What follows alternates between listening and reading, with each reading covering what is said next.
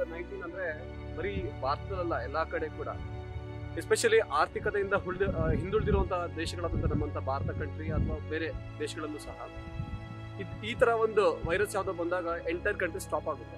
ನಾವು ನೋಡ್ತಾ ಇದೀವಿ, ಎಂಟೈರ್ ಕಂಟ್ರಿ ಸ್ಟಾಪ್ ಆದ್ಮೇಲೆ ಬರೀ ಈ ಒಂದು ಕಾಯಿಲೆಯಿಂದ ಸಾಯ್ತಾ ಇರೋದಲ್ಲ, ಇಲ್ಲಿನ ಜನರು ಕೂಡ ಸಾಯ್ತಿದ್ದಾರೆ. ಯಾವ್ದಿಂದ ಸಾಯ್ತಿದ್ದಾರೆ? ಹಸಿವಿನಿಂದ ಸಾಯ್ತಿದ್ದಾರೆ. ಇಂಥ ಹಸಿವು ಅಂತ ಬಂದಾಗ ಇವ್ರಿಗೆ ಕೆಲವೊಂದು ಪದಾರ್ಥಗಳನ್ನ ಅಥವಾ ಆಹಾರವನ್ನ ಒದಗಿಸುವಂತ ಕಾರ್ಯ ಆಗ್ಬೇಕಾಗಿದೆ.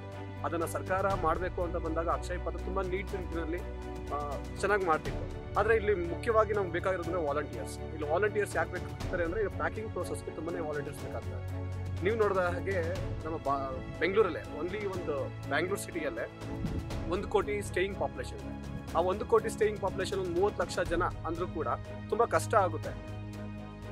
We had close to 600 people working with us in the first phase, and eventually once we completed the first phase, we started working out with a limited set of volunteers who were dedicated in the first phase. They all started joining hands together and they started continuing with us in the second phase. In the second phase, we have restricted the operations, having 100 kids to close to 1.5 lakh beneficiaries. We restricted the scale, keeping the numbers of corona cases increasing in the city. So we wanted to be very cautious about the people working here, social distancing, and a lot more other factors. So we started off with that, and today we have about 150 people working regularly on the site. Getting the right suppliers and the right quantities on the ground was a difficult thing, and carton boxes mainly, because packaging material was not available. These grocery materials were all procured right from the source. So we have carefully handpicked the suppliers because in Akshay Patra we have a supplier quality management system. Akshay Patra has handled so far close to 3,500 tons of rice in the first phase and in the second phase together, which is equivalent to almost about 6 months of operations. So we have done the entire thing in just about 20 days time. So these kits are actually distributed in coordination with small NGOs and also through the government. ಇಲ್ಲಿ packing ಇಷ್ಟೊಂದು ಜನಕ್ಕೆ ಆದಷ್ಟು ಬೇಗ packing ಮಾಡಿ ಕಿಟ್ಸ್ನ ವಿಸ್ತರಿಸೋದು ನಮ್ಮ ಒಂದು ಆದ್ಯ ಕರ್ತವ್ಯ ಆಗಿದೆ. ಸೊ ಅದರಿಂದ ನಾವೇನ್ ಮಾಡ್ತಿದ್ದೀವಿ, ಸ್ವಯಂ ಸೇವಕರು ಅಥವಾ ವಾಲಂಟಿಯರ್ಸ್ ಏನ್ ಮಾಡ್ತಾ ಇದೀವಿ, ಪ್ರತಿದಿನ ಬರ್ತೇವೆ, ವರ್ಕಿಂಗ್ ಲೈಕ್ ಅ ಮಿಷನ್ ರಾಬೋಟ್ಸ್ ತರ ಕೆಲಸ ಮಾಡ್ತಾ ಇದೀವಿ. ಹೇಗೆ ತುಂಬಾ ಪ್ರೋಸೆಸ್ ಆಗಿ ಒಂದು 15 to 16 ಇಂಗ್ರೀಡಿಯೆಂಟ್ಸ್ ಬಂದು ಆ ಬಾಕ್ಸಲ್ಲಿ ಬಿಡಬೇಕಾದ್ರೆ we have to very fast. ದಿನಕ್ಕೆ ನಾವು ಕಮ್ಮಿ ಅಂದ್ರೂ ಕೂಡ 2,000 ವಿತಿನ್ ಮಧ್ಯಾಹ್ನದೊಳಗಡೆ 2,000 ಪ್ಯಾಕೆಟ್ಸ್ನ ನಾವು ಪ್ಯಾಕ್ ಮಾಡ್ತಾ ಇದೀವಿ. ಟುಗೆದರ್ ವಿತಿನ್ ಅ ಡೇ ನಾವು 4,000 ಪ್ಯಾಕ್ಸ್ನ ಟಾರ್ಗೆಟ್ ಆಗಿ ಇಟ್ಕೊಂಡು we are trying to achieve that. So ಈ ಪ್ಯಾಕ್ಸ್ ಆದಷ್ಟು ಬೇಗ ಪ್ಯಾಕ್ ಆಗ್ತಿದ್ರೆ ಆದಷ್ಟು ಜನಕ್ಕೆ ತಲುಪುವಂತ ಕಾರ್ಯ ನಡೀತಿದೆ. ನಮ್ಮ ಒಂದು ಟೀಮ್ ಏನಿದೆ, ಇನ್ಸ್ಪೈರಿಂಗ್ ಇಂಡಿಯನ್ಸ್ ಇರುವಂತ ಟೀಮ್, ಎಲ್ಲರೂ ಕೂಡ ಮಿಡಲ್ ಕ್ಲಾಸ್ ಫ್ಯಾಮಿಲಿ ಇದೆ. ಸೊ ಯಾರಿಗೆ ಹಸು ಗೊತ್ತಿರುತ್ತೋ ಅವ್ರು ಇದನ್ನ ಜಲ್ದಿ ಫಾಸ್ಟ್ ಆಗಿ ಪ್ಯಾಕ್ ಮಾಡ್ಲಿಕ್ಕೆ, ಅದ್ರ ಫಾಸ್ಟ್ ಆಗಿ ರೆಸ್ಪಾಂಡ್ ಮಾಡ್ಲಿಕ್ಕೆ ಸಾಧ್ಯ ಆಗ್ತದೆ. ಅದರಿಂದ ಎಂಟೈರ್ ವಾಲಂಟಿಯರ್ಸ್ ನಾವೇನಿದೀವಿ 100 ಮೆಂಬರ್ಸ್ ಇದೀವಿ. So together we are working here. ಈ ಪ್ಯಾಕಿಂಗ್ ಪ್ರೊಸೆಸ್ ಫಾಸ್ಟ್ ಆಗಬೇಕು ಅಂದ್ರೆ ಫಸ್ಟ್ ಥಿಂಗ್ ಯಾವುದು ಲೈಟ್ ವೇಟ್ ಇದೆಯೋ ಅದು ಸ್ಟಾರ್ಟಿಂಗ್ ಅಲ್ಲಿ ಇರಬೇಕಾಗುತ್ತೆ.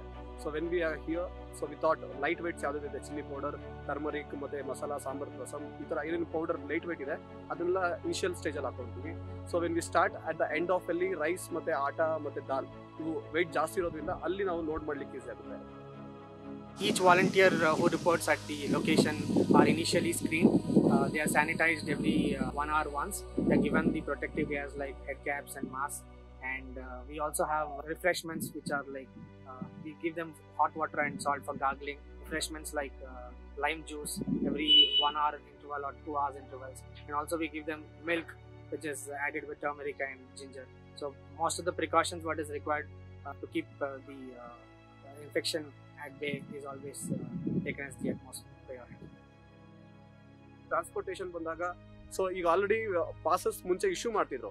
ಈ ಪಾಸಸ್ನ ಅನೇಕರು ಮಿಸ್ಯೂಸ್ ಮಾಡ್ಕೊಂತಾರೆ. We said already we are very like ತುಂಬಾ ದೂರ ಬರೋದ್ರಿಂದ ನಾವು ರಿಕ್ವೆಸ್ಟ್ ಮಾಡ್ಕೊಂಡ್ವಿ ಬಸ್ಗೋಸ್ಕರ, and they are very happy to give some transportation also.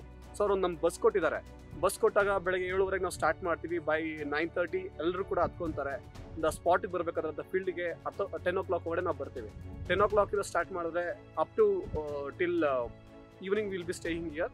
ಮತ್ತೆ ಹೋಗ್ಬೇಕಾದ್ರೆ ಇವನ್ ಇನ್ ಟ್ರಾನ್ಸ್ಪೋರ್ಟೇಷನ್ ಕೂಡ ಅಷ್ಟೇ, ತುಂಬಾ ಸೋಷಿಯಲ್ ಡಿಸ್ಟೆನ್ಸ್ ಇಂದ ಒಂದೊಂದು ಸಿಟಿಯಲ್ಲಿ ಒಬ್ಬೊಬ್ಬರೇ ಕೂಡ ಕೂತ್ಕೊಂಡು ಆರಾಮಾಗಿ, because precautions also is very important. From 1 month ನಾವು ಇಷ್ಟೊಂದು ಯಾರಿಗೂ ಕೂಡ ಸಿಂಪ್ಟಮ್ಸ್ ಇಲ್ಲದೆ, ಯಾರಿಗೂ ಕೂಡ ಕೊರೋನಾ ಪಾಸಿಟಿವ್ ಯಾವುದೇ ರೀತಿ ಒಂದು ಸಿಂಪ್ಟಮ್ಸ್ ಬರದ ಹಾಗೆ ನಾವು ನೋಡ್ಕೊಳ್ಲಿಕ್ಕೆ ಅಕ್ಷಯ ಪಾತ್ರ ಕೂಡ they are very trying there best, and we also trying hour best. These kits are going to the most vulnerable sector in the society, mostly to the construction site workers, daily wage laborers, and to slum dwellers and people who drive rickshaws and things like that. So it's carefully designed in such a way that it reaches the needy. So thank you all. 19